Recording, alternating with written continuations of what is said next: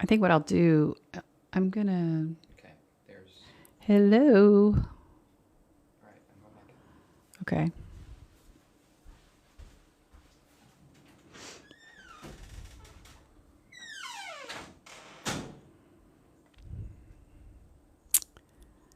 We're gonna try this again.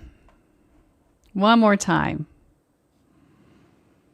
We'll see what happens. Y'all, something weird. Just want to make sure. Hi, Cree, is that how you say your name?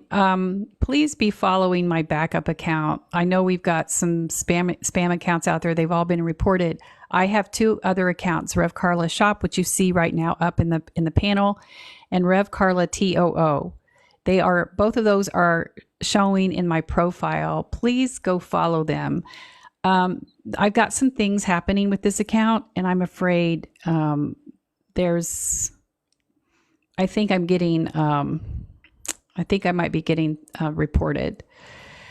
Somebody doesn't like what I'm talking about. So we're going to keep this conversation going towards talking about healing from the patriarchy and the importance of that. Let's try to stay away from some of the other conversations, and let's see if we can get this thing out of jail. And so drop any questions that you have about deconstructing. And let's talk about some things. One of the things that I notice, and that doesn't mean we can't talk about Trump and Kamala and all those good things, because I don't think, is it Rev Karla? Yes, it is. I just duetted a video with Goddess Mia K. And yesterday, I think. So that is me. It's got like 700 followers, I think. I'd like to get that to 1,000, so in case something happens here, I can at least go live. Hi, Von CHOJ. Don't know what that is. So, yeah, we're going to try to keep it a little light here just to see if we can help get my account out of the hole that it's in right now. Hi, A. Bolin. But one of the things that I think is so important for people to understand, which does have a link with what's happening in our country, is how many layers of patriarchy you've been exposed to. If you have been a part of our educational system, in your family, in church, in society, everything about America is built on patriarchy. So it was so evident in the conversation, if you can call it that, that Trump had with the Black journalists at the National Association of Black Journalism. Rachel Scott is the one who delivered some very direct and candid questions. There was absolutely nothing disrespectful about what she said or how she said it.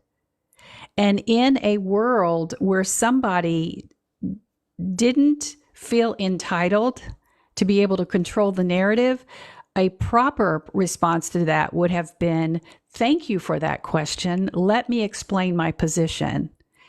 And then explain it to the audience and the journalists. Instead, he immediately flipped the narrative, calling her, insulting her, belittling her, and he never let off the gas on that. If you notice it, if you haven't, please go watch. It is worth it. If I know it's triggering, but it's so educational to witness what Donald Trump did that entire interview. Hi, Jegaysus. Hi, sweet soul. How are you? Absolutely. He let his racism show and he let his misogyny show, because in his patriarchal existence, you can never let up. And because she didn't come back with an apology, all she said was, I asked you a question. There was nothing wrong with that question. Every opportunity that he got from that point forward, he used it to belittle her in unsubstantiated and ways that weren't even related to what other people were saying. He blamed her for the delay in them getting started. He blamed her for the quality. He had to really insult her character, her integrity, her honesty, her capabilities by calling her organization, which meant her fake news, a failing fake news, because that type of patriarchy is so exhausting and toxic and dangerous. Not that there isn't any patriarchy that isn't, but that was a perfect example of what a person who has been perpetually entitled in a system, who cannot wrap their arms around the fact that there are certain places in your world where you do not behave that way. And that is the kind of system that this side of Christianity absolutely is trying to hold on to. For those of us who were raised evangelical Christian, those of us who were part of fundamentalists, sometimes, and the reason why I say that a lot, yeah, $20, there are lots of words here. It's alive. They're like podcasts. You're welcome to join us and stay as long as you're going to be respectful. If not, I have really good mom. He isn't even trying to grasp it. But so this perpetual need to understand or to control the narrative and to make sure that people are beholden, submissive, obedient to that male leadership. That's exactly what patriarchy is. So when I talk about evangelical, fundamentalist, conservative, because it's all a mishmash of things. Some people might call it evangelical, but it doesn't mean that the entirety of evangelicalism is that way. Some people may call it fundamentalist Christianity or conservative Christianity, and they all have little different subsets of ways that they show up. One example could be that oftentimes you'll see like evangelical churches, which are very focused on evangelizing the word. You know, like if they have an event, it's how many souls were saved, how many people came to Jesus, how many people are now committed to coming to church, because they're evangelizing that faith. But a conservative, and that is also where you'll see a major marketing campaign that blurs the lines between what a welcoming church and an affirming church is. So those are the churches that will often hang out a sign that say, we welcome everyone, we love everyone, but that doesn't mean that they affirm you. So if you're a member of the LGBTQIA plus community, you are welcome to come in and sing to your heart's desire. You're welcome to come in and tithe. You're even welcome to come in and volunteer, but don't you dare think you're going to get into leadership. Don't you think that we'll officiate your same-sex wedding. Don't you think that in any way, shape, or form that we consider you the same caliber of Christian as we are, because you're, quote, living in sin, because you're not rejecting what they call your lifestyle. That's a welcoming church that really doesn't affirm an LGBTQIA plus human. An affirming church absolutely does. And they often have ordained LGBTQIA plus clergy. They officiate the wedding. So it's very important to know those differences. But when you have, Jegaysus, do you want to come up? I would love to have a conversation with you, because I know you have this experience, some of these experiences, but I don't know if you're available or not. Aspen, Phoenix, that's a great question. How do you find a safe church? The way I do have a resource. It's called Welcoming. Okay, Jegaysus, just let us know and we'll let you up. How to find a welcoming versus an affirming church. And it goes through some of how you can, first of all, can tell the difference, and then some questions that you can ask. And it's really easy, because most of the time an affirming church is flat out going to tell you they're an affirming church. When you ask questions about will they officiate a wedding of the LGBTQIA plus, do they have any ordained gay clergy? What is their history around that? How do they not only welcome but affirm them? Who's in leadership? Who's in worship? And they're dancing around those questions. You do not have an affirming church. And a lot of times they'll say, well, it's complicated. Are you available for coffee? It is not complicated. It is not complicated. You are either an affirming ally or you're not. And you are an affirming ally, and it does not require coffee. It does not require coffee. It requires a yes or a no. We welcome. Kay says, I'm glad I have a safe and affirming church. I visited so many. Yes, Holly, for sure. They want you there to change you. Absolutely. That's why I call it passive conversion therapy. It is passive conversion therapy. So for those of you who don't know what conversion therapy is the kind where it's a very, very highly controversial and harmful type of therapy that's done to try to change a person's sexual or gender identity, to try to get them to reject their authenticity. And there are many people who have been harmed by it. What are you talking about, Tammy? Are you talking, is that something you must be talking about something now. Yeah, you use Salty Sarcasm says, I found Unitarian Universalists and it's a beautiful community. Absolutely. Some people who have, want to really be, one of my dearest friends is a UU minister, and I absolutely love what they do. But some people who really want to stay Christian centric and focused may not find that as being as fulfilling as they want.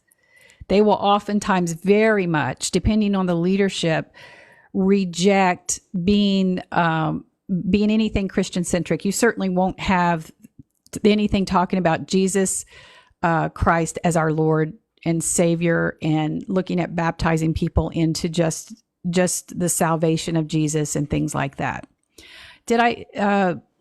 Professional Spoonie, did somebody ask a question that I missed? It looks like I did. It looks like I did.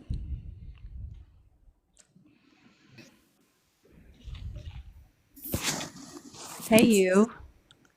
Hey, How are you? I'm doing well. I wanted to talk about a specific thing in terms of the Uber push for evangelical whatever. 10 years ago, maybe 11 years ago now, my husband died, and I had my pastor at the time officiate his funeral, and I was cringing almost the entire time because it was all about, Ken is in the hands of the Lord. Are you going to be in the hands of the Lord when you die? It was that hard sell. Well, now I have to officiate, or I have to get together another. My daughter died. She's 26. I don't want to be anywhere near a church for this. And so I'm really, really struggling. But this is one of those manipulative things they do. They'll get you when you're at your lowest point, whether it's to get you personally into their salvation thing, or like if you're afraid of dying, you see a loved one died, and it's crazy. It's crazy. It's all manipulation. Mm-hmm. I don't know. I just came up here because I'm obviously going through that particular little I know you are. I know you are, dear one, and you and I have had some conversations. I know you don't mind if I just not at all. Share that a little bit. No, you're fine. Can you let the dog in? But I think that also the concern, or really the experience that you've had, has been with high control evangelicalism. Yeah, and so what's going to happen when you go into that church experience. And it's going to be, you can desire a memorial service that reflects your relationship and the love that you had for your daughter, but you're not guaranteed that. You're not going to get it. And sometimes it can really be heartbreaking and disappointing. I know for just a couple years ago, when a very close member of my own family, we gave this person all kinds of stuff to share, and they didn't share any of it. They went right to the old pattern of talking about very much Paul theology and the importance of salvation and the importance of having your heart right with Christ and accepting Jesus Christ as your Lord and Savior. So if you know that for your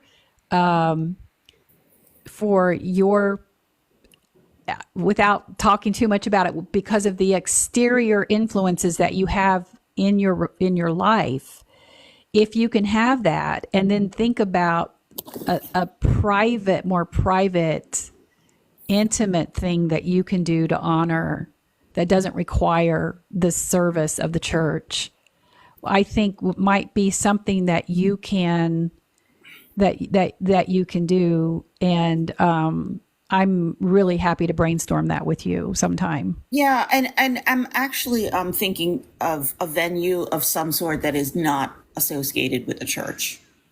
Oh, yeah, I think mean, so there's, like, too. fire halls. I mean, she's 26 years old. There's going to be a lot of people, you know.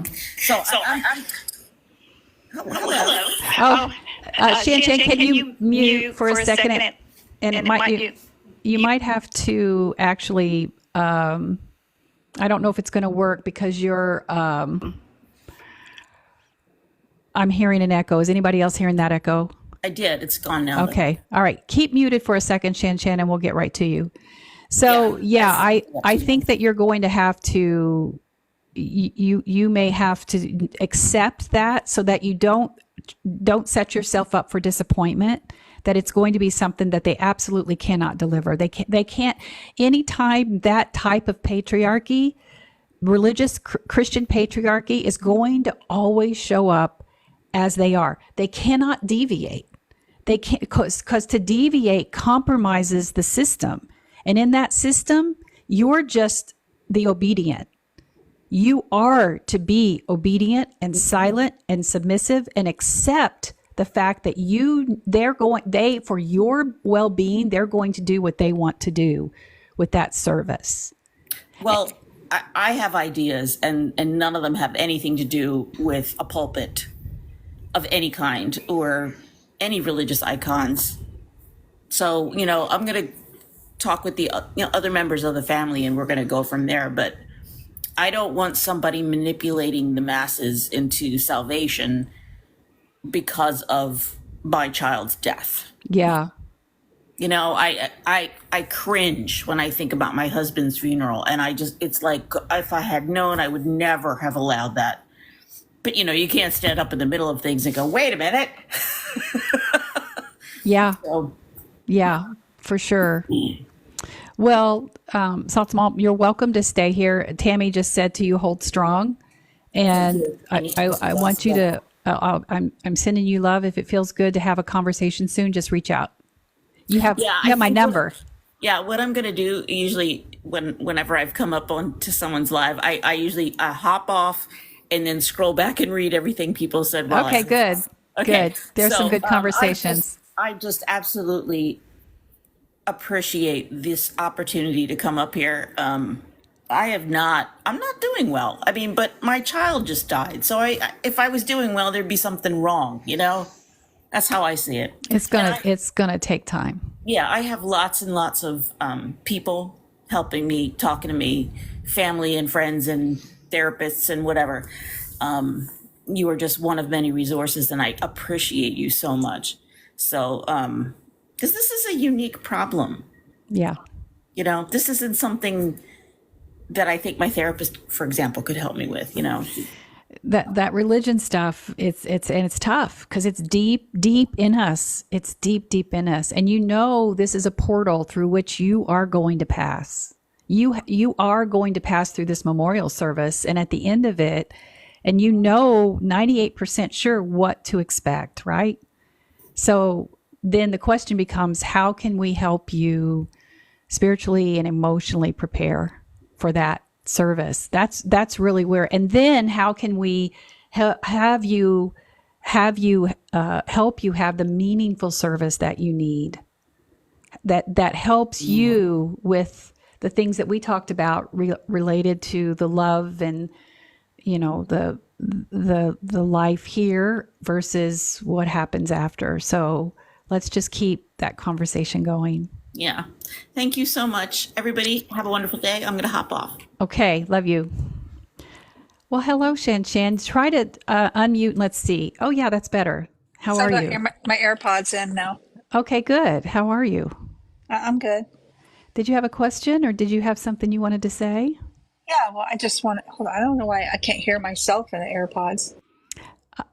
A lot of times I can't hear as well. Hi, Vicky. Hello, Wizo. Well, Here I am. okay, that's fine. I was waiting to see. Somebody said they requested up, but I'm not seeing anybody else in the queue. So if you did, you timed out. Go ahead. Well, I was going to say that this is so weird. I'm not hearing myself. But I'm in the LGBTQ community, and I go to Pentecostal church, and they definitely do not affirm me. They love me like I'm part of the family. I've been there for 29 years, but they definitely don't approve of that, and they've tried to pray it out, through deliverance and all sorts of things. And for a long, long time, I denied it, that I even was gay at all. But I can't ignore it. It just keeps coming back, But I'm already married. I'm married to a man, but I still am gay.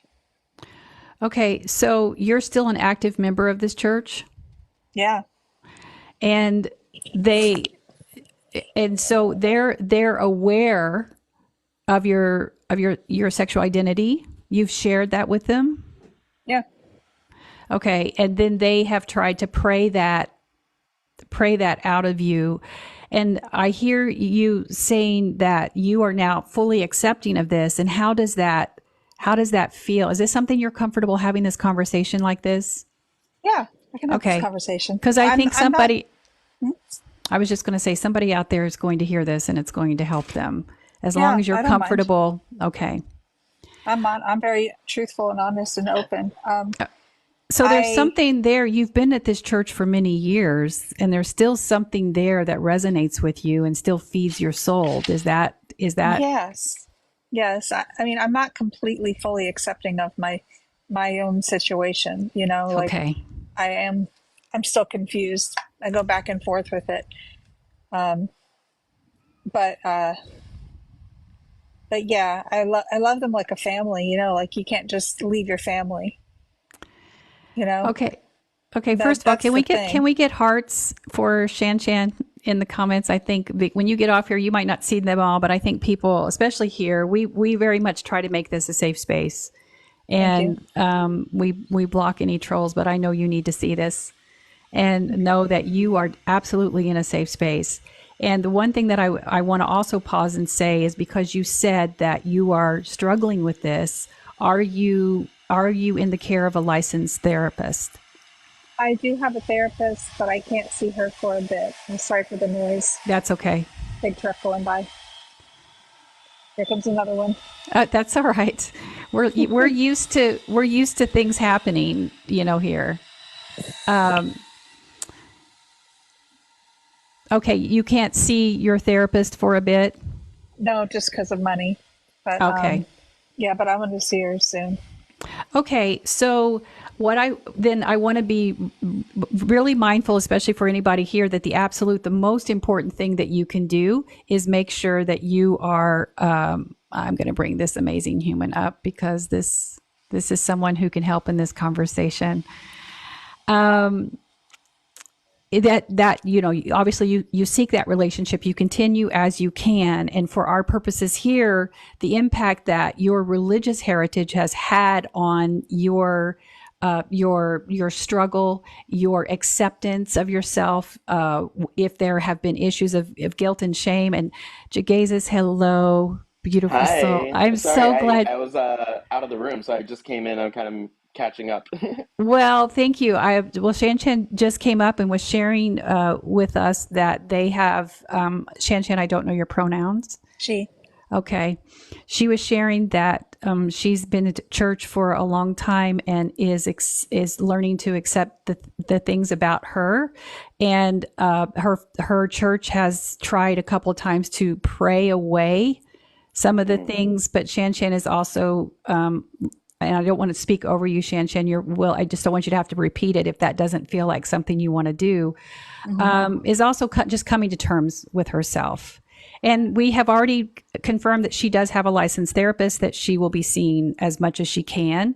So we're certainly not taking the place of that. But any thoughts that you can, I mean, your story is so, so powerful. Anything that you feel like sharing? Well, I mean, where do you want me to start? With my story or what I think for Shan here? Well, I think the thing about your story, I think that really resonates with people is understanding especially the times that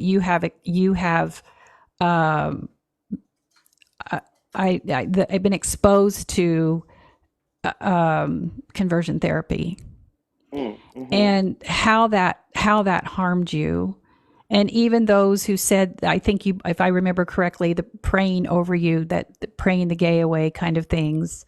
So if there's anything, I don't want to put you on the spot as well, but if you feel like sharing, please do. Yeah, so I mean, what I'll say is actually that experience probably, I wouldn't even say that it was something that was as harmful to me as it was something that was beneficial to me, because it really strengthened my resolve, specifically in terms of going to therapy and having to sit and actually investigate who I am as a person and where my own quote unquote morality, I wouldn't call it that because there's nothing moral or immoral about being gay, but learning that, having to sit there and have people tell you the opposite and try to kind of dictate who you are as a person, whether that be good, bad, sinful, and then really sit there and instead of letting them put those ideas in your head, learning to have the resolve to look into yourself and be like, I'm not a bad person. This is not who I am. I don't feel as if I need to change or that I want to change. And I don't think that in any way is a sort of downfall. So even I was a young person when this happened. I was like 13.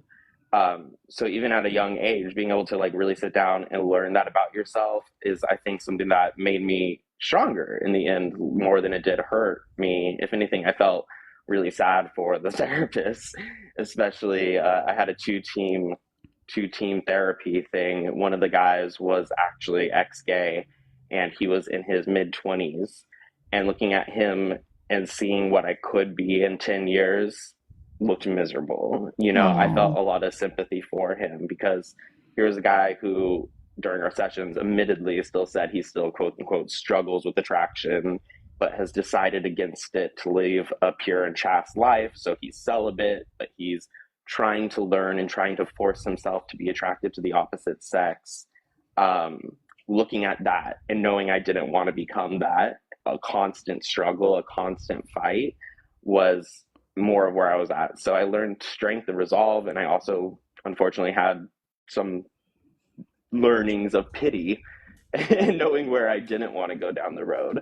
So looking back on it, at least, maybe it was different in the time, but looking back on it, at least, I feel not grateful, but I definitely feel like that is part of who I am and gave me a new skill set of self-investigation and getting to learn that there's people out there that you'll never change, but that doesn't mean you have to change for yourself, Thank you. Thank you so much for sharing. And ShanShan, like I said, I want to be really careful about how this conversation goes. But I do want to circle back to what you said when you said that you're still struggling with it. And I don't feel in this setting that it's appropriate, that it's sacrilegious almost, because I consider what you're going through to be just so intimate and personal. And I don't want to ask you certain questions, but just based on what you offered, I would invite you, don't answer this question here. I would just invite you to consider the source of that confusion. The fact that the fact that you are in, yes, Lynette, you can. the fact that you are still in relationship with the church that somehow fulfills you, but there's also people there who feel that they need to pray for you, to pray elements of yourself away.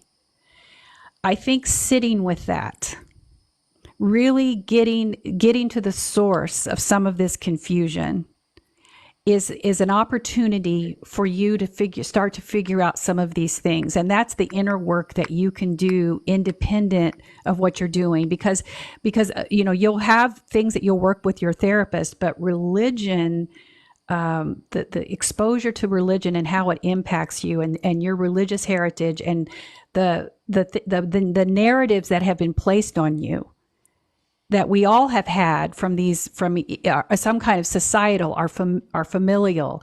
What does society expect of me, and what happens when I can't? What does society expect of me? What does my church expect of me? What does my family expect of me? And what happens when I start to feel those narratives cracking? And what do you mean by a narrative? So, because we are, as I was talking, I talk a lot about the patriarchal structures upon which we live, especially here in America. We have really strong patriarchal structures, whether it's in our church, our educational system, our government system, which we're really seeing right now, the high tension with that, and the crumbling of the patriarchal, or our family. So that inside those structures, we serve a role, and we are told how we are to behave, what we are to believe, what our actions are, what behavior and actions are approved and what aren't.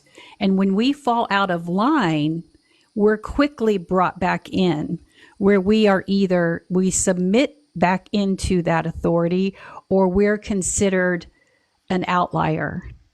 We're considered, for instance, I don't know how many times I was told I had a spirit of offense, or I was a doubting Thomas because I had questions. Jezebel. There you go. Okay. All right. So there's what I'm talking about. So those narratives that tell us, as a white girl born in the 60s, I had certain narratives that I had to fit.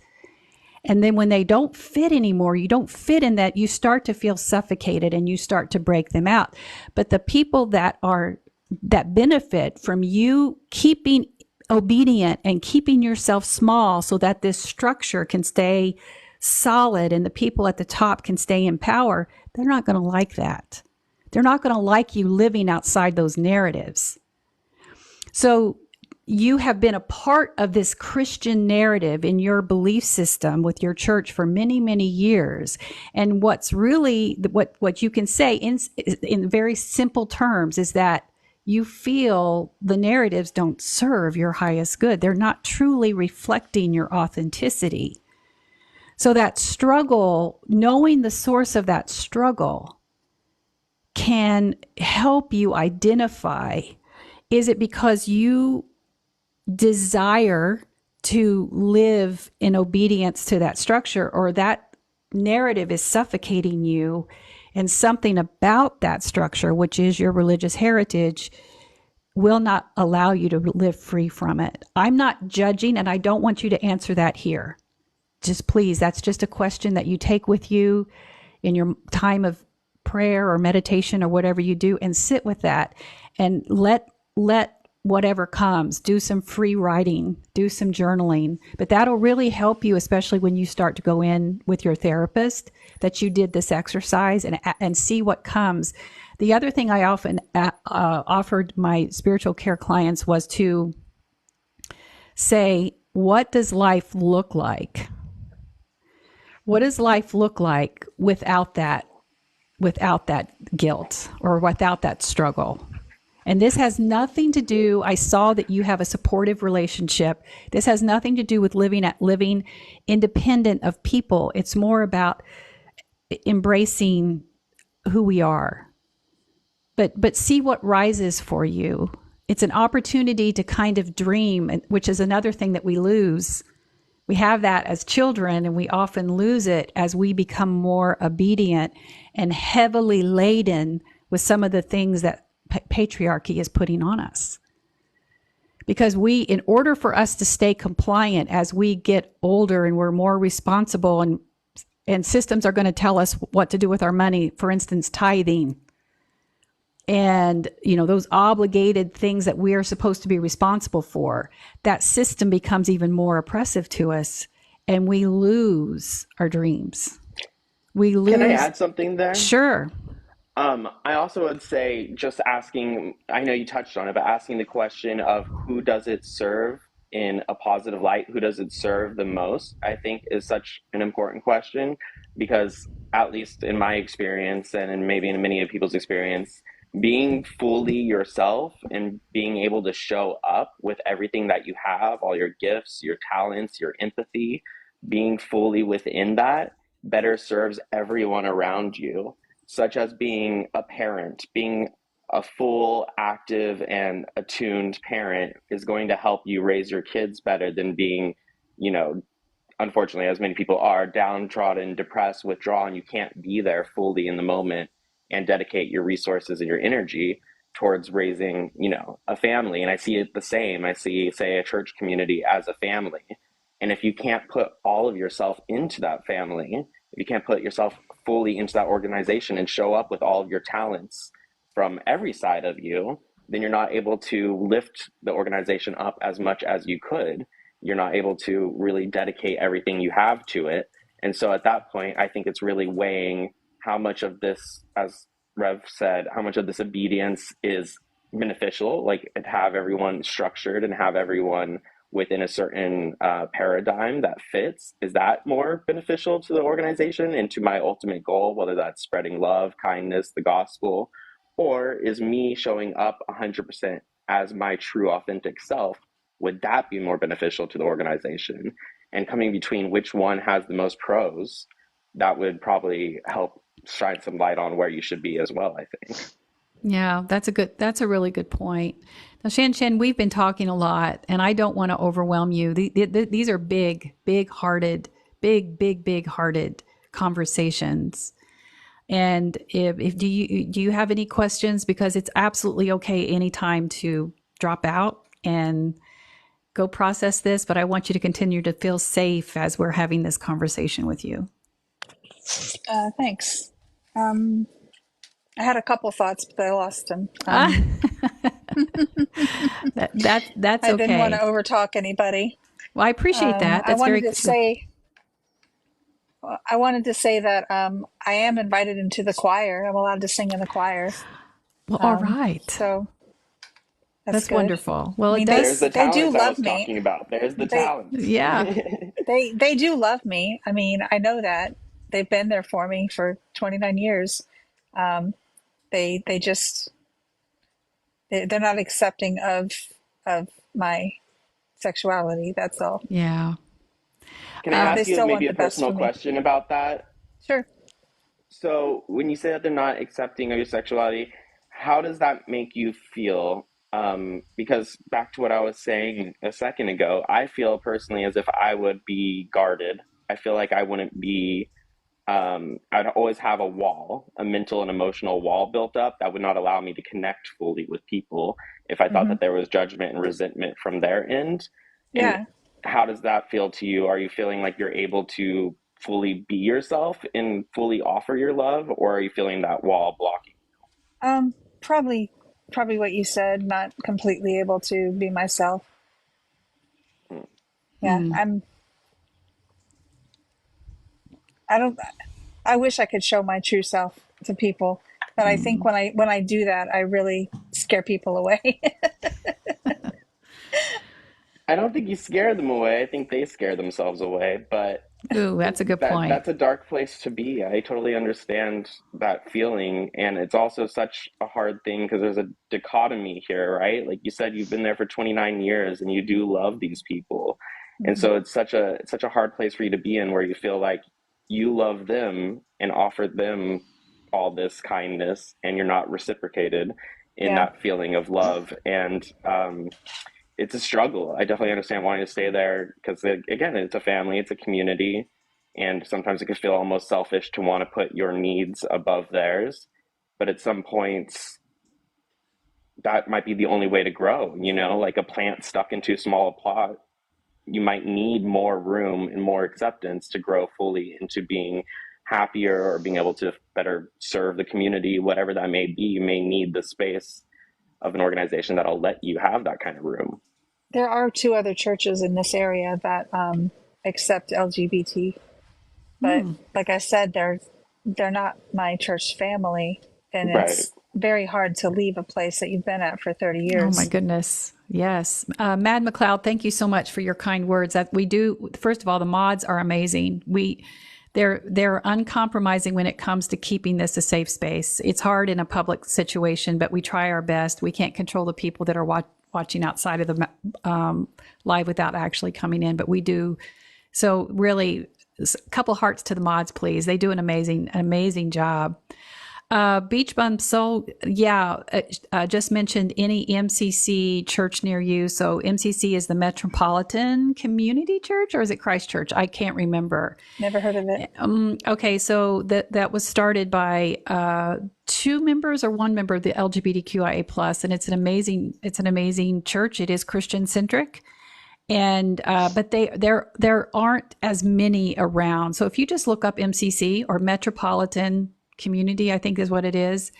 Thank you, Beach Bum. Yeah, it is Community Church. You might be able to find one. I don't know what your situation is, but I want to touch on something because I think this is an important conversation for anyone who's deconstructing or questioning or feeling the ties that bind you to your religious heritage. Is that who am I? Who am I outside of my spiritual community? That need, it almost becomes like an extension of your family. And for many people, it is your family. It's so many of your family members come, you see what your future looks like without them because you fear rejection. You fear that loss of identity. And oftentimes it causes such a breaking away that it really shakes you at the core. So I just want to validate what you said there about, yes, there are other churches, but that feeling, I know so many people who are willing to basically, to put it simply, fake it in the pews in order to stay because of the love and because of that support that they find. They may not believe everything that's being said. They may not feel 100% validated, but the love is too strong and the bonds are too strong and it's too much of your safety net. So I want to validate that for you. I think you are. I'm going to wrap this up because this is enough for you today. But I do think that you are feeling some growth and some awareness that those narratives aren't serving your highest good. And there's no judgment there. And there's certainly no pressure to take action. But something is here. Something gave you the courage to come up here and speak to us and allow us to see you openly and honestly and to affirm and celebrate you. And that's exactly what we wanted to do. So if you have any closing words, you get the last word. But then I want to also say that anytime you want to come up, just make sure I or the mods see you, and you are welcome to come back anytime. Thank you. I appreciate it. I was wondering what Holly had to say because she was saying that she identified with me. Oh, okay. I did. Holly, I did not see your comments. So please, yes, go ahead. And ShanShan, if you wouldn't mind muting so we can hear what she has to say. Hello, Holly. Hi.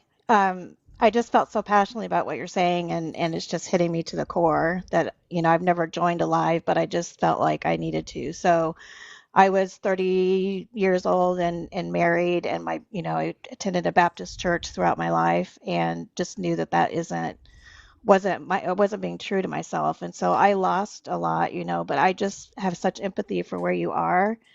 It's so difficult. And Rev Karla, when you said, allow yourself to dream and imagine, I think that's so true. And maybe that would be helpful because I know how hard it is to go through that and to feel like you're going to lose. But I also know that deep down guilt and that shame and the just knowing that the people that are around you are, would be judging you for who you really are. It's just so deep and it's so hard. And I just, I just have such empathy and, just let yourself imagine what it would be like to be surrounded by people who believe what you believe, but will also, accept you for 100% of you. I mean, I've been with my wife now for 25 years almost. I'm in my 50s, but I've just know that my heart is with you and I know how difficult it all is. And I just felt like I needed to share that with you. Holly, thank you you. so much. That was so beautiful. Thank you for coming up and sharing and giving these words of love to ShanShan. And you're getting so much inside the comments. Please go back and scroll through this. One of the things I did spiritual care for years before I decided to hang it up and do social media sometime, because I thought that was hard. I had no idea social media is a full-time job. But the question I would ask them sometimes when they found themselves here, people found themselves in situations is who are you? Who were you before the world told you otherwise? And that was like a question that you just take with you. And I go back to the little girl underneath the tree, watching the leaves dance and watching the sky above, and that's the image for me that I go back to, and that little girl's dreams. And I'm still walking towards her, trying to find her and remember my own dreams. So I hope that helps. Salt's Mom, thank you so much for the subscription. I appreciate that. Okay, ShanShan, we love you. Send other hearts to ShanShan. We're going to release her. She's got lots to think about and a journey to discover. And I'm we are cheering you on from here, beautiful soul. We are cheering you on from here. Holly, and thank keep you. us updated. I'm excited to see what your journey leads to. And I'm sending you love from my side as well. Thank you guys all. Now, Jegaysus, you'll have to be coming back. We got to have you as a regular as well. I never know where these conversations are going to go. And this has been just such a powerful one. Woo. Mm-hmm. Holly and Jegaysus, if you guys want to follow me, I'd like to follow you back. Already followed. I'm on it. Yay. If anybody else wants to also. Awesome. All right. Thanks. Thank you. Thank you. And Holly and Jegaysus, you are welcome to stay up here as long as you need. Let's see what happens next. I don't think I have anybody else in the panel, but if there's anybody else who wants to request up, JR Chakra says they're going through something similar. I know this is a hard conversation. Kay, I'm glad I'm at an affirming church, but also it doesn't always feel open and affirming. That is because, oh yeah, Fezzi, I see what you said. Hi, Al, God bless in Jesus' name. Yeah, you need to be careful with that. Fezzi, you're welcome to stay here, but no proselytizing, no evangelizing. That's going to be very triggering for people who are deconstructing, and many of us no longer believe that. But the reason that sometimes churches that are affirming can not feel warm and fuzzy and as loving and as accepting as what they can be is because, number one, you can't control everybody who's in the pews. When I was at a very progressive church, who was at the core of getting ready to ordain the first class of the LGBTQI plus clergy, the church threatened to schism. And there were people I sat with for years, I baked with, I worked with, I prayed with, and I was like, oh my gosh, they are homophobic AF. I hadn't, and the ignorance, but also the complacency. Again, that's a, if you don't know, how are we engaging people if we don't know a lot? Or how is our church not preaching what affirming means if we're sitting with that much bigotry in the pews? But sometimes, and it takes one of those high tension areas to find out who people truly are. So I was going to say the exact same thing. Is that please go. There's so many churches that will be affirming in name and especially affirming on paper. And even, well, I mean, I was going to actually call out the ones who don't have any representation within their elders. But in your case, they did. They were coming to confirm somebody. But how much of that is affirmation in terms of we're not going to talk down on the community and we're going to accept people in? But how much of that is positive affirmation? How many sermons are they up there telling you how to engage with the community, how to accept people in and really spread, if it's an evangelical church, spread the message to people in a way that brings in gay people who maybe have been scorned by the church in the past? Like, are they doing those sorts of lessons? Are they doing those sorts of sermons? And how much time are they really dedicating on that?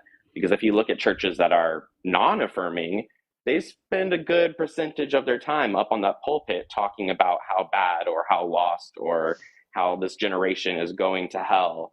And they'll spend a lot of that time. There needs to be an equal and opposite amount of time spent on love and acceptance and community building and putting in tools into place of how to start healing that rift within Christianity as a whole. And I think that's the difference between being affirming on paper and then actually teaching affirmation, if you will. Yeah. So true. 100%. Holly, did you have something else you wanted to add there? Just hearing an affirming church, I'm so skeptical. I just don't, my history and, the church and I just feel like they just want you in there. They want to tell you that, then they want to fill your head with, to tell you how wrong you are and that you need to, believe what they believe. And it's just, I've attended a lot of your classes and stuff, and it's so helpful, the deconstruction. It's so hard and it takes so long. Like I said, 30 years now, and I'm still dealing with deconstruction, but yeah. Well, and that brings up a good point too. And Jegaysus, I'd love for you to comment on this because I try not to say I've deconstructed. I am deconstructing, and I will be for the rest of my life. Because, one of the things I did this week that I still can't believe I did it, because in the early 2000s, I was, okay, not anybody get triggered here. In the early 2000s, I used to watch Fox News all the time. I watched Fox News and I watched CNN. I was so detached from what the difference was, and it wasn't until they were rude to Joe Biden that I started to really see, and I didn't realize I was deconstructing at that time. I didn't know the name of it. But this week I started actively watching Fox News because I'm no longer triggered by it. I'm using it as an educational experience to be like, oh my gosh, that's disinformation.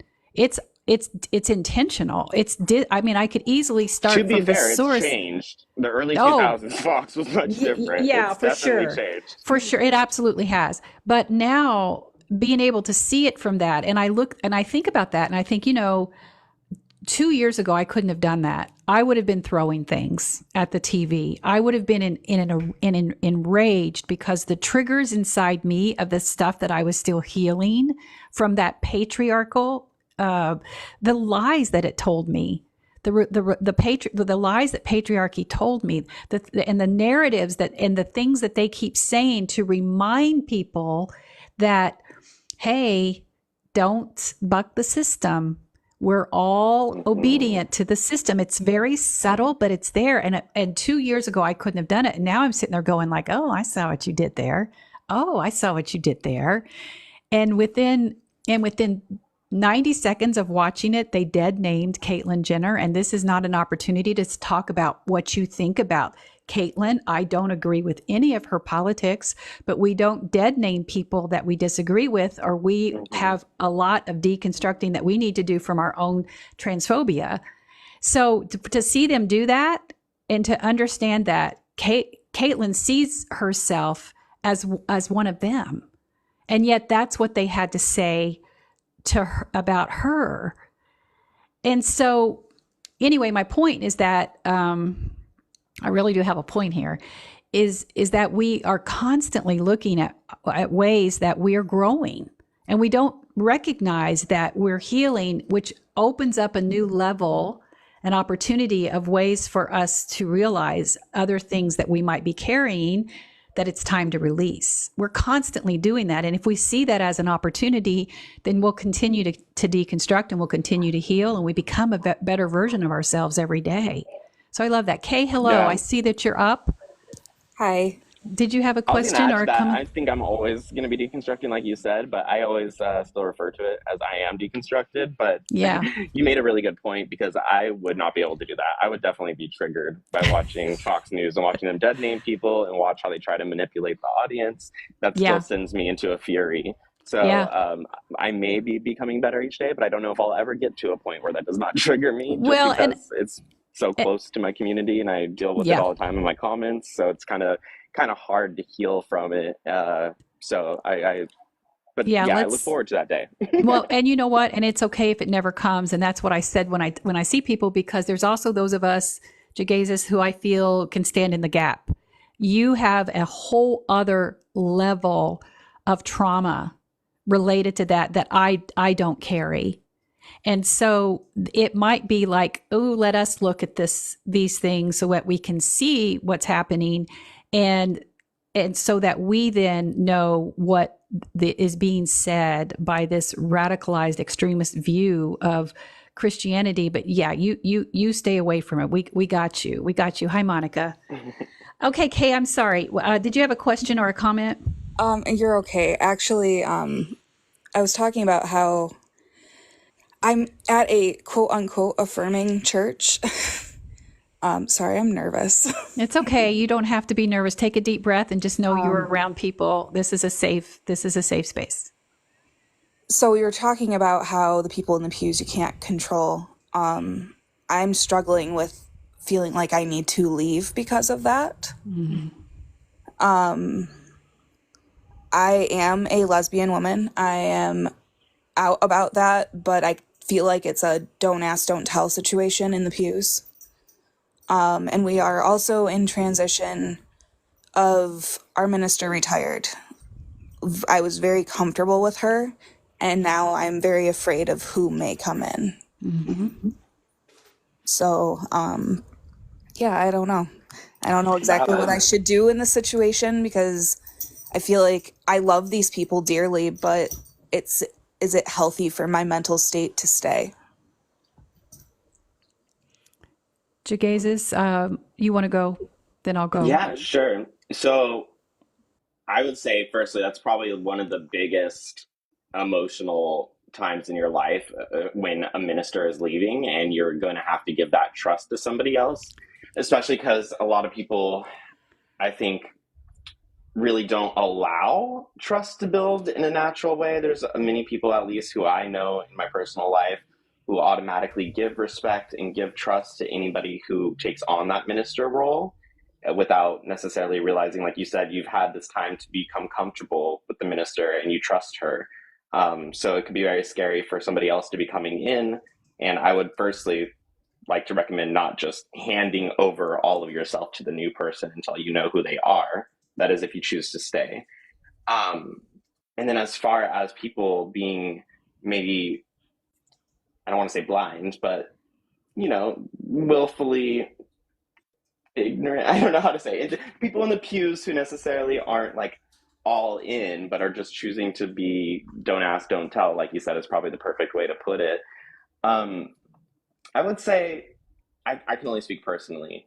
I would say personally that wouldn't necessarily affect me, because I would probably look more just to commune and be in a tribe with people who do accept me. And I'm sure there are some. If it's an affirming church, you can probably reach out and find those circles. And I would put less time and investment into the ones who seem like they're not there to accept all of you.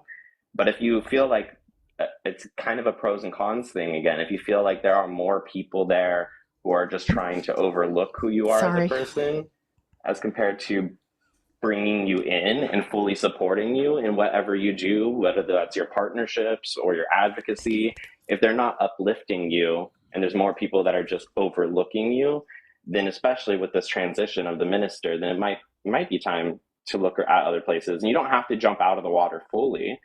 You can always go to one other place here, see how it feels, have a conversation or get a coffee with a different minister, see how they approach things, and just kind of slowly make that place into where you feel comfortable. I think a lot of people look at this as like a do or die situation where you have to just turn your back on the entire congregation. And I don't think it has to be that at all. You can always be looking for support for your queer side in one place and then get your spiritual fulfillment in another place, which seems exhausting, but it would be great if you could ultimately find it all in one place. But Yeah. as long as it's not negative and really affecting your mental health in a negative way, I don't see any reason why you shouldn't kind of put your feelers out there and look around into other options. But if it's abusive, obviously, I would recommend probably stepping away if it's actually Yeah. making your life worse. Well, Yeah. that's where I relate to ShanShan when she was up here. Was I've been going there since the day basically the day I was born. So I've got 30 plus years in the church, and the feelings of leaving a family like that that's built around you, that has supported me through so much, but they're not necessarily supporting, even though they say they're affirming, the church is affirming, the people in the pews are definitely not always affirming. And Kay, that's where that's where when you came up, and I know I say this a lot, but this is where a lot of my passion lies. I don't get to do this very often in social media. Thank you, Lord Drop. But I always go back to the question, the first thing you say to me if you were in spiritual care, the first thing you said was exactly that, was that the people aren't feeling as affirming. And that brought up a lot of emotion and then a lot of fear about the new person coming in. Mm-hmm. And then that conflict about, but I'm invested. And it's important to validate that this is a relationship, that it is like breaking up. It is like that. It's like a massive breakup, a massive divorce, because you are actually feeling that, am I really considering breaking away from this identity that has been so much a part of who I am, who has supported me, but also been a source of my pain? And the beautiful thing, especially what Jegaysus said, it is not going to hurt you to explore. This can be a question that becomes your spiritual practice. If we understand that we are more empowered to take control of our spirituality, because one of the things that this patriarchal structure teaches us is that our way to be a good Christian is that we are obedient and that we're stuck in this silo, when in reality, we have much more control than that. So the question, what do I do, can be your practice. It can become a sacred journey. See it as an opportunity to explore, to dip your foot into your toes into the water of other places, of other communities. And everybody's going to be putting on their best faces at the beginning. Let's face it. When you see an apartment and they put that fresh paint on it, you don't know it until you actually move in. So you're going to want to give this time. This is a journey. So it can't, and I don't want to suffocate what's happening to you, but does it feel, and this is just like with ShanShan, this is the question I have for you that I don't want you to answer here. Okay. I don't want you to answer this here. I want you to take this with you. Does it feel good to look at this as an opportunity to explore where else your spirituality can be served and your humanity can be respected and affirmed? Sit with that question. See what arises for you. In there is the opportunity. Just like Jegaysus said it much more beautifully than I can, but that's what this is. It's an opportunity. And I want you to sit with that, because it can only be an opportunity if it feels for you as if it's one. That may not be the answer, but at least answering that and giving that space. If you pray about it, meditate on it, but give it the space it needs. Because oftentimes we also, those of us who have been indoctrinated into religion, forget that we have so much power and autonomy that taking a break and taking a space is also sitting in silence away from the noise of a community is also sacred. That Yeah, and I would like to add, just even giving yourself the permission can be freeing, even if you make no action, which, in the end, making actions to keep yourself safe and keep yourself growing spiritually is the best. That's the optimal outlook. But even giving yourself permission to say, you know what, I do have other spaces. I can look other places if I need to. I do deserve the love that I'm looking for, that I'm not feeling in this moment. Just giving yourself the ability and the knowledge, saying that I do want to look outside, or I can look outside whenever I feel. That right there is freeing. That right there is healing. You don't even have to act on it. You can stay in the exact same place, in the exact same pew, next to the exact same person, but knowing that you have that power can change your perspective by itself. Absolutely. Yeah. You have the power. How does any of that feel, Kay? It feels good to hear, but also in the same way, I'm like, I've got these back and forth emotions about all of it. Okay. I don't know. I was the Sunday school teacher. I decided to stop doing that this past year. Put a boundary up there. I film the service every Sunday. So I have feelings of leaving people high and dry if I were to leave. So why don't you take some time and really, really consider it? Like, give yourself a little bit of mental space and don't put all of the weight of that decision on yourself. Because even if you were, it can almost be like you're thinking about just like leaving a workplace. And that takes time. It's not an impulsive decision that you make. You really consider, and then you think about, I don't want to make a rash. Who's going to fill my shoes? And I don't want to make a rash decision, but it's definitely hard to think about. So I appreciate you letting me come up. Kay, thank you so much. And I think we're at a point where you just need to take a breath and think about this. And what I'd love for everybody here, let's give Kay some hearts and just show the love that we try to create when we're talking about these very, very, very sensitive subjects. And I appreciate you trusting us to create the space that you need. And just like with ShanShan, if you ever want to come back and talk to us or have a question, we're here for you. Thank you. I'm always here watching. So good. I really, really appreciate you a lot, Rev Karla. I'm sending you so much love. Bye for now. Love to you all. So Mandy, I see you're here. Sorry for not being able to connect last time. Did you have a question or a comment? That's okay. No, I was having technical glitches and I was trying to figure out my Wi-Fi at my workplace. So thank you for letting me come in. I really appreciate your time and your platform very, very much. It's taken me 4 years to finally be in a place where I can actually verbalize my own deconstruction.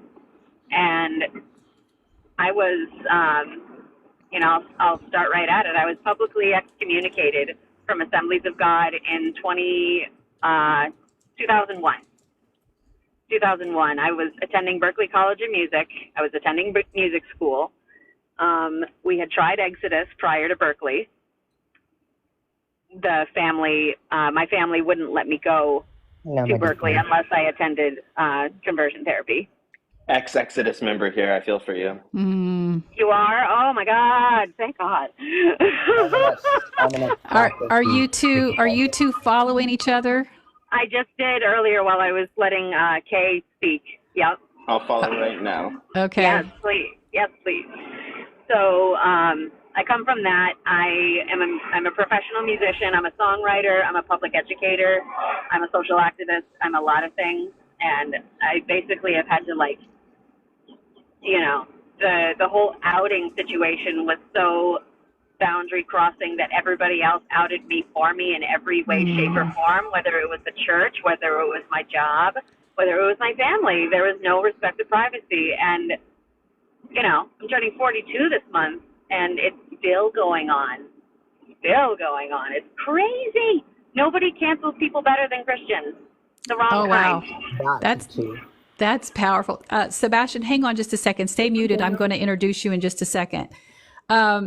So Mandy, so Yeah. am I hearing you? And did I hear you say that like they're still like they're just unrelenting. They're still coming after you. Oh yeah. So I directed choir for 20 years, and every public performance there was some kind of problem with Mandy Oliver that needed to be discussed in an office and blah blah blah ad nauseum. There was always something I was doing wrong. Always. It was like, didn't matter how much I people pleased. It didn't matter what kind of programs they had. It was, you need to, and it was just always that way. And whatever, administrators are what they are. But the interactions with families, I was receiving zero protection for internet stalking, for public defamation, all kinds of things. And because I've been working in 3 different districts for almost 20 years, I have a musical reputation out there. I'm living in California now. I'm originally from Massachusetts, and I pretty much packed up and left everything in Massachusetts because of the whole Commonwealth of Massachusetts situation. I was like, okay, let's try professional music. Yeah, and a lot of times the hardest thing about that is that they are unrelenting in that kind of vitriol towards you because of the people who stay.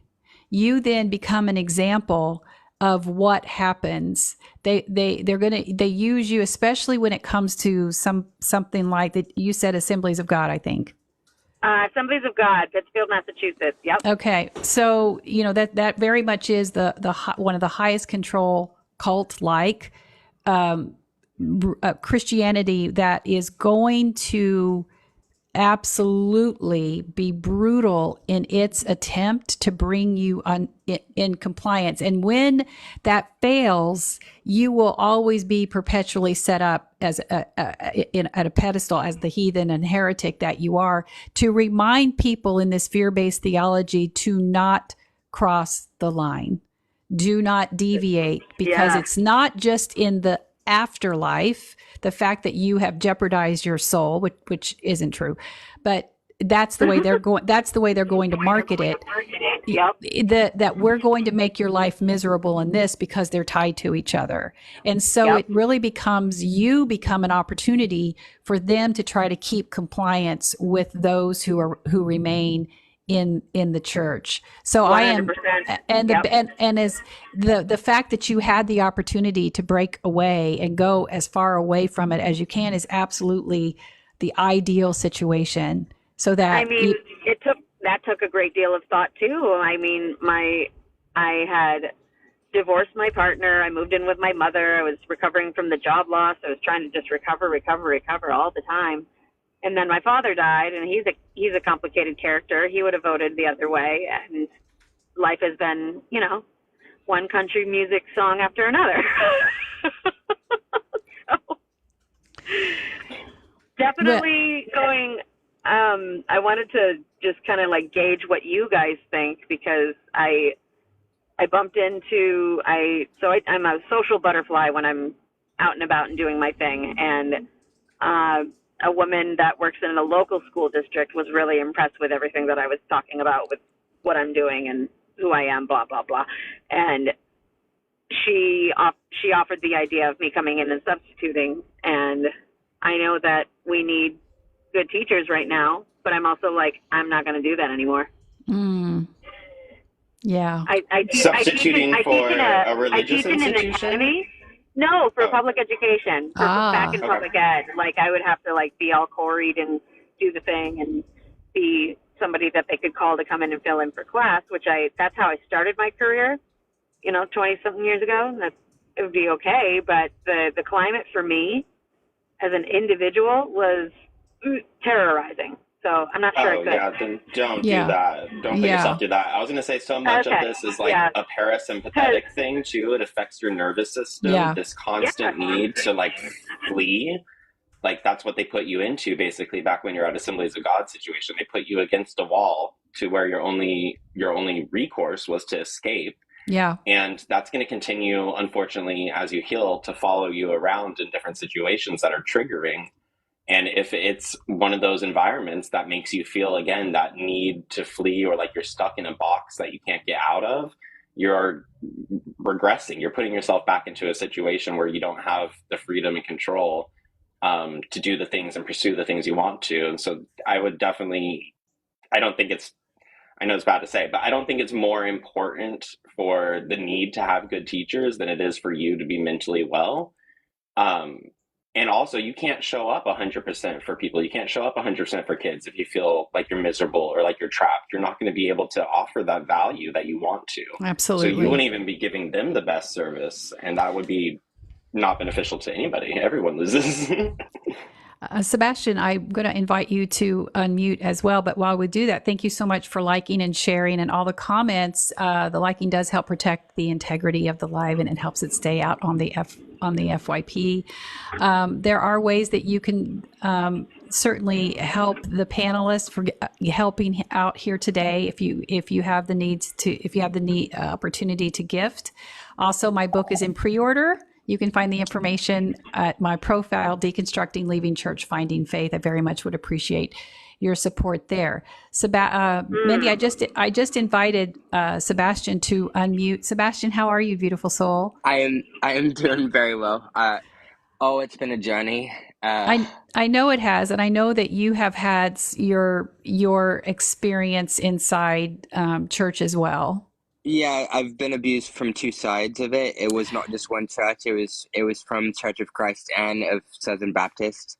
Okay. In Texas. All right. And make sure that whatever you share, first of all, hi there. My TikTok daughter is here. Hi there. Oh, I love that. Hi there, beautiful soul. How are you, sweetie? Also, be careful. Make sure we're using TikTok vernacular, accepted language, and we want to be careful with trigger warnings. I know these are very sensitive subjects, and sometimes people can be triggered.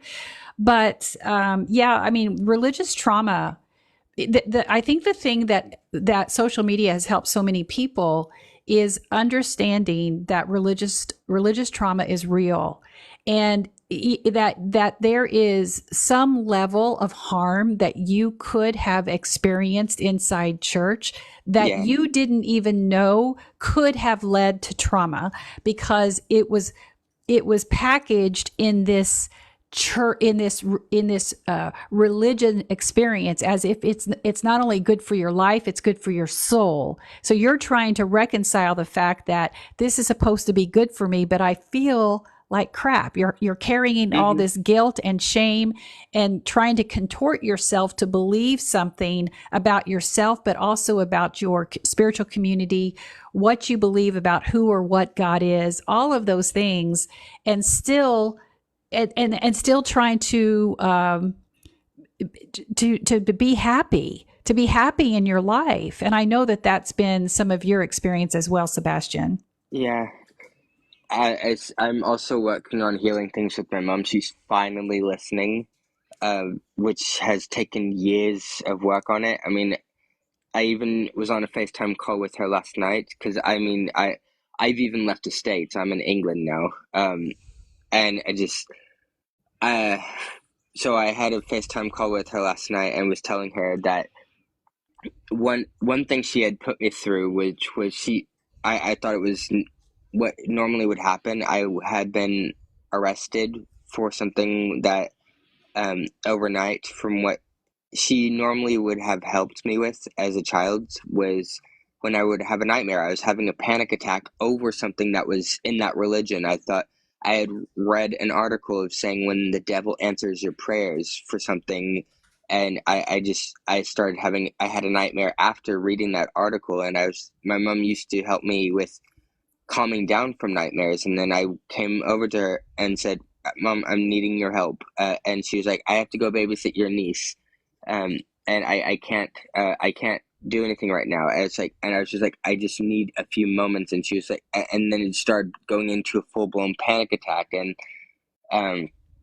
being sensory overload, and she started FaceTiming my sister, who then called the police on me, and while I was trying to she bruises easily, and so I was reaching for her phone and left a handprint on her arm while trying to reach for her phone to stop her from doing this, because this is something she was known for doing.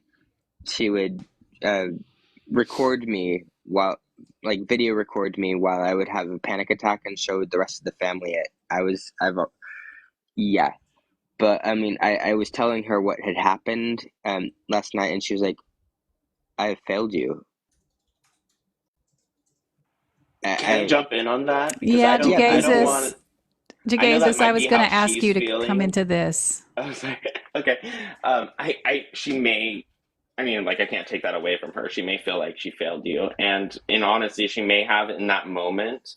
But I would say, like, one of the most important things, I see myself in so many of the people who came up into the panel today. It's kind of crazy. Like, I was also raised Southern Baptist.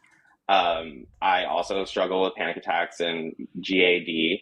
And I was also arrested for, quote unquote, abusing my father when I was around the age of 13, which is a whole long story that I won't get into, but essentially it wasn't my fault. And so I can relate to all these things that you're saying so hard. And one of the things I've learned in adulthood, and especially in like doing the advocacy and things I do now, is it's given me and my mother so much to talk about and so much to go back and relive.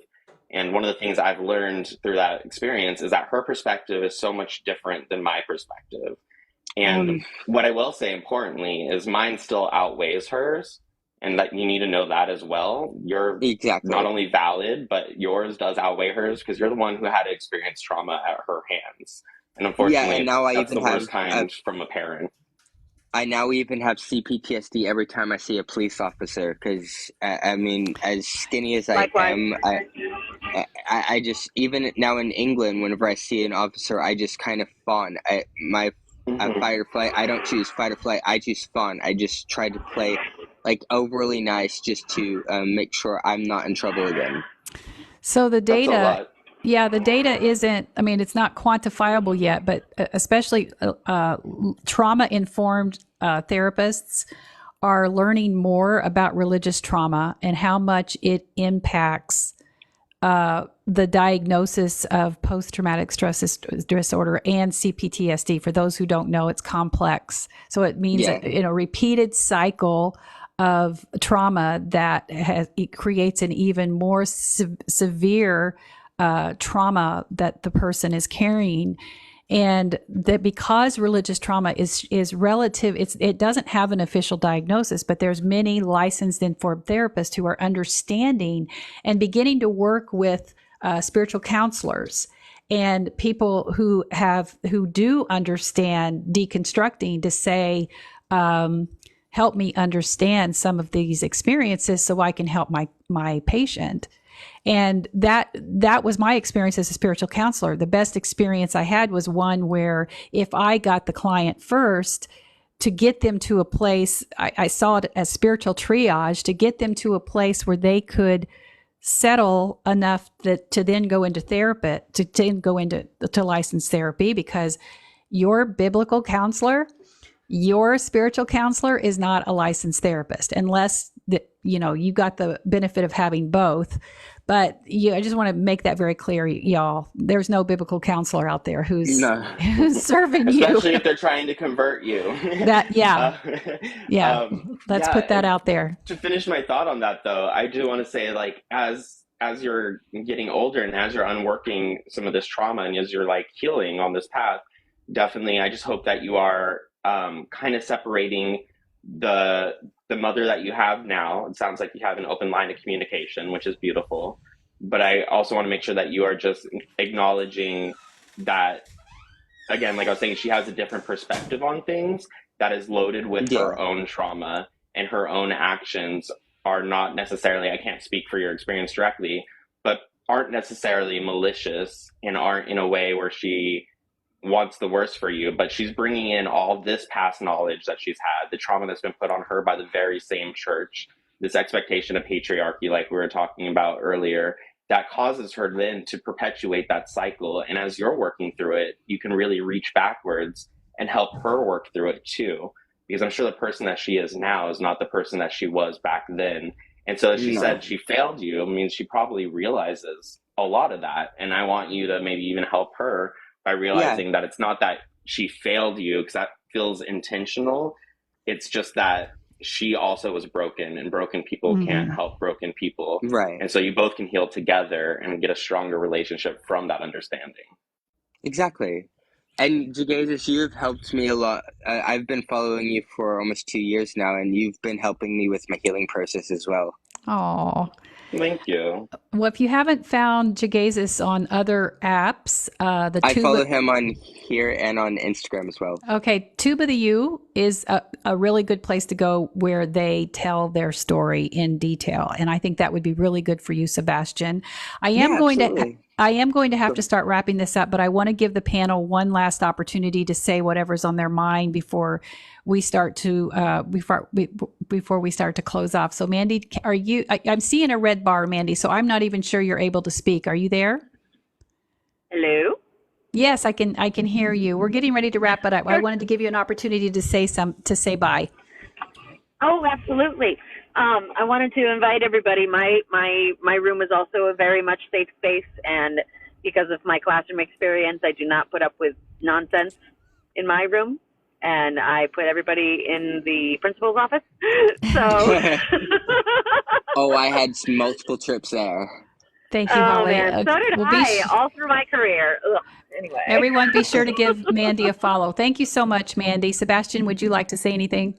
Yes, I was also wondering if Jegaysus, can you and I connect on other things as well? Because you really have been a healing person in my life as well, and Sure. it would be awesome to also if you ever join anyone else's lives. I mean, I would be honored to have you on mine as well, because I kind of have my lives hosting for those who are like feeling like a misfit, and I make sure I affirm everyone's quirkiness and just say you are beautiful how you are.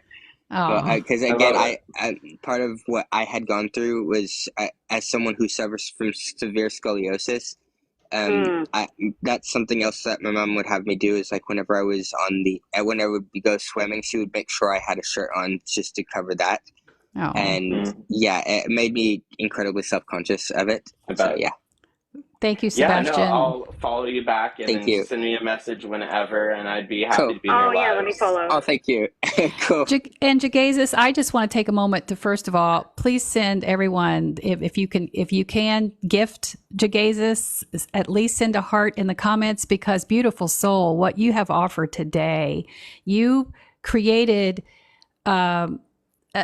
it's an anchor here for this conversation where I can bring this from the spiritual care perspective.